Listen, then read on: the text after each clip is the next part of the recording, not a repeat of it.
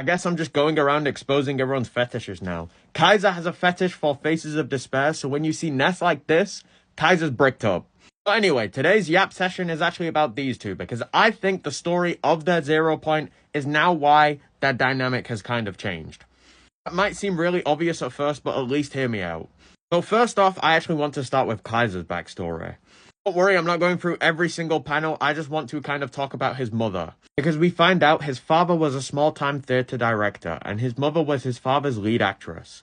Whether the romance between them just fizzled out, or the unintended consequence of one lustful, passionate night, shortly after giving birth to the boy, the mother abandoned the boy and the father. And this is the thing that I want to take from this. The mother abandoned Kaiser. So then one of the unintended consequences of him being abandoned is he's now just subject to his father's abuse. So when we fast forward to when the NEL finally ends and Kaiser and Ness are leaving, Ness says, "Why the hell are you following me? Haven't you had enough? The me you believed in was an illusion. I'm shit." Maybe I'm reaching here, but because he's lost, he is now telling Ness to leave, because if he tells Ness to leave and then Ness leaves, it's because Kaiser told him to. He didn't technically get abandoned. That's why he's trying to play it off really nonchalantly and dismiss it by saying, "There's no repairing whatever this was, so get lost, shitty Ness." Because like I said, because in his past, he got abandoned by his mother, and that was kind of what put him through that hell that he experienced with his dad. But because he reached his 0 point in the PXG game, and that kind of reminded him why he's really playing football, he then feels the fear of actually being abandoned again. Because it's said right here, the mother abandoned him, and then obviously he's just left to sit with that as a kid. Because not only does he have to go through the torture of being with his father, he's left to question why his mother left in the first place. So in this very moment, when he's a kid and he's like, "Oh, why is my mum not here?" He probably thinks she's not here because I'm shit. Don't worry, we will get to Ness in this video, I just want to talk about Kaiser for now. So then, when Ness rejects him and says, "No, I'll stay by your side," he starts to get really confused. Then that's why he splurts out, "Have you lost your mind? I abandoned you and left to go and win, but then lost to Yoichi and shamed myself in front of the world." And we see that fucking word again, abandoned. So Kaiser then did the exact same thing that his mum did to him, to Ness, and now he's questioning why Ness still wants to be with him. Because in Kaiser's head, and it's really funny because Kaiser is a talented learner, so he's using logic, and Ness is a genius, so he's being illogical. And with Kaiser living through this before, that's why he's so flabbergasted that Ness wants to be with him. Because in his head, logically speaking, there is no logical answer as to why Ness still wants to play with him. So then, kind of moving on to why that's still relevant to his backstory. Soon afterwards, the mother became a star actress. On the other hand, cast into the shadow of the mother's success, the broken-hearted father entered an endless spiral of self-destruction. So then obviously, Kaiser seeing his mum abandon him and his dad for success, and then seeing his dad spiral into self-destruction like this. Because Kaiser has essentially been his mother in this situation, and Ness was him, and / or his dad. That's why he's so confused that Ness is still choosing to stand with Kaiser and isn't spiraling down that self-destruction. Because obviously, going back again, because Kaiser grew up in this exact same situation, he can only apply that logic that he's experienced to this situation now. Continuing on with what he says, "I'm shitty trash, so quit buzzing around a piece of shit like me." So then, for all the reasons I just explained, because Kaiser thinks Ness is going to leave because he can only apply that logic to this situation, he tries to kind of get his foot in that door before Ness can actually say, "Oh, I don't want to team up anymore," and says, "Stop following me." So then, like I said at the start of the video, Kaiser is telling Ness to leave, because then if Ness leaves, it's not Ness choosing to leave. Kaiser told him to. So, with Kaiser choosing to abandon Ness, and then because Kaiser didn't succeed and Ness did succeed, Kaiser is expecting Ness to now want to drop Kaiser because Kaiser isn't the person that he thought he was. So then, kind of as a trauma response, because he can't actually come to terms with Ness wanting to abandon Kaiser back, that's why he then spews out all of that stuff like, "Why are you following me? I don't want to team up anymore." Because it's easier for him to come to terms with losing Ness. If Ness didn't choose to leave, he told Ness to leave. So then, when we see this interaction, obviously Ness is following Kaiser because they're still friends in Ness's head. But from Kaiser's POV, Ness is following him because he's going to break the news that he doesn't want to team up anymore.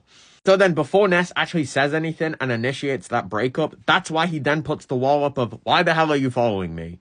My nigga, you're both on the same fucking team. He's following you because he wants to go home. Anyway, let's flip over to Ness's perspective. So obviously, like we've just talked about, Kaiser tries to kind of push Ness away and says, I don't want to team up anymore, there's no repairing this. And Ness says, no, even so, I'll be by your side.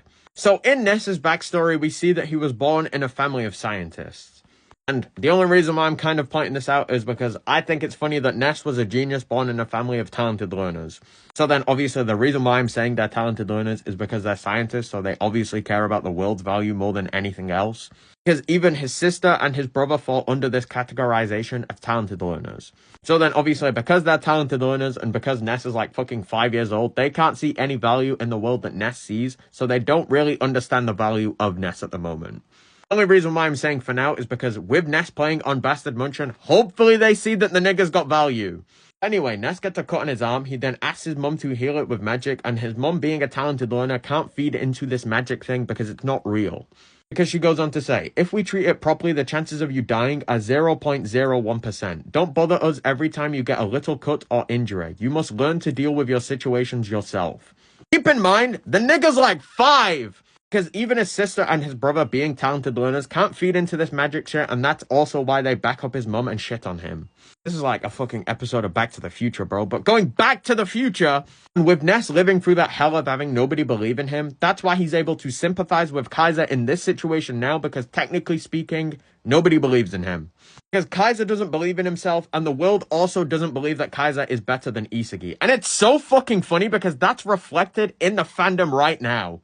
Because everybody's saying, kind of a tangent with this, everybody's saying that Isagi is better than Kaiser. Isagi's not better than Kaiser.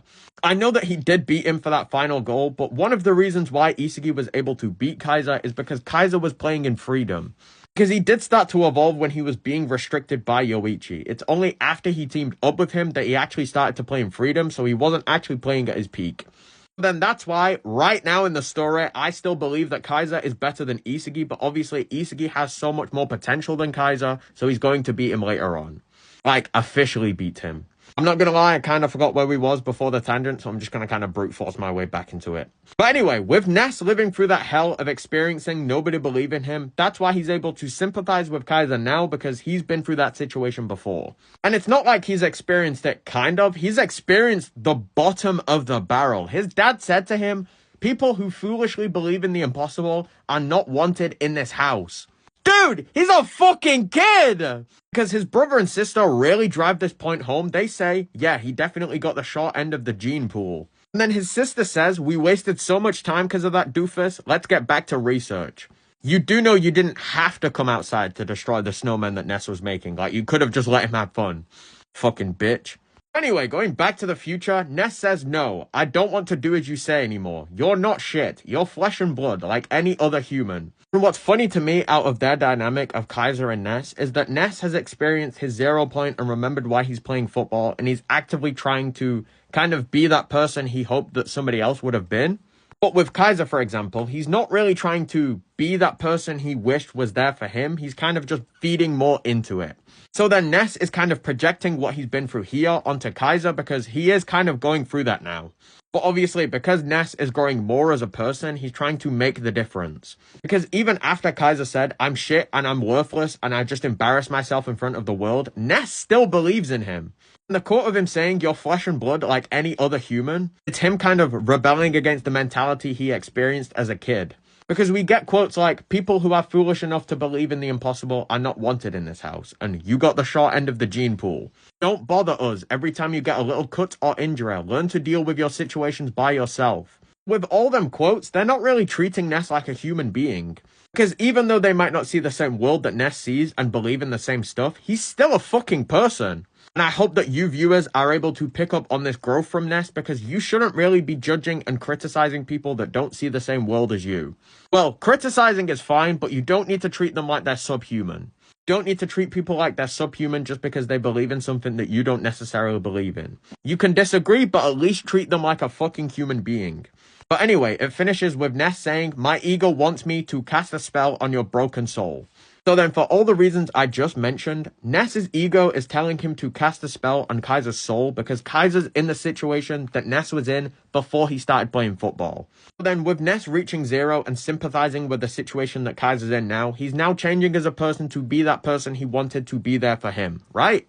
Also, a couple of words before I go, I'm now just going to upload all of the videos I make for TikTok on YouTube so then I can hopefully start making money off this because it's kind of annoying that I can't. Because this shit takes a while. Anyway, I appreciate the love. I appreciate the support. Go and check the YouTube out, please. But thanks for indulging my bullshit. Drink water. Look after yourself. Peace.